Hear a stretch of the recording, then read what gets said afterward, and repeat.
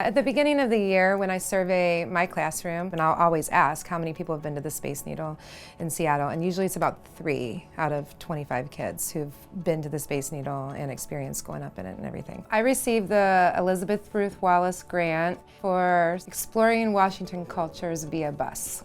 Beverly Elementary is a place where we have 35 languages spoken at our school, and so we have a very diverse student population, and so getting to experience other people's cultures firsthand in the different areas in and around Seattle is very important so that they can kind of create an understanding and empathy towards other people. Without this grant, we would have to pick and choose where we go. And so the Space Needle always wins out because that's like the big Seattle attraction at the end of the year. But we then only can do one other field trip because our families can't afford it. This grant enables us to be able to do those experiential, extended trips, places that students would not be able to access because of economic barriers. We went to the Hibulb Cultural Center in December. We're going to the International District.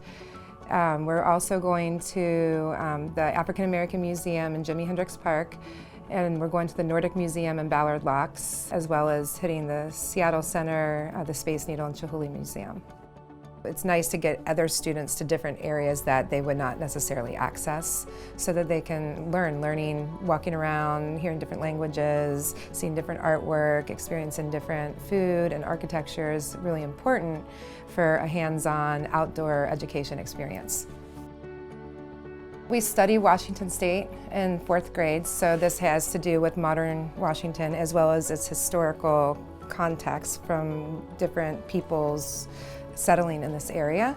And so we do it a lot through social studies, writing, art, and in each place that we go, kids are doing sketches of things that inspire them, and then we bring them back and we're trying to work on doing some sort of artistic creative adventure with their sketches to create some art pieces.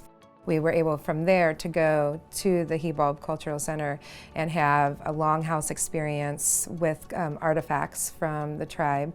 The Hibulb, the Tulalip area, is our native tribe to here.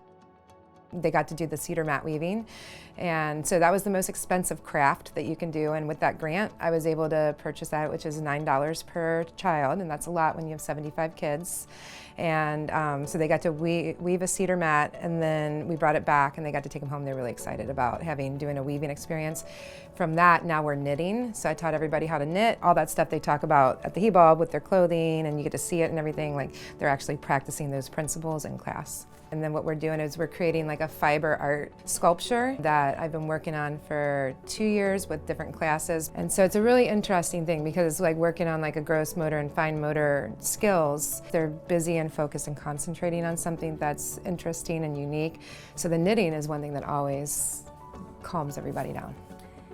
So none of this would be possible without the foundation and the Ruth Wallace Trust for being able to provide this opportunity for Beverly Elementary 4th graders to be able to get out into our community and learn about Washington State.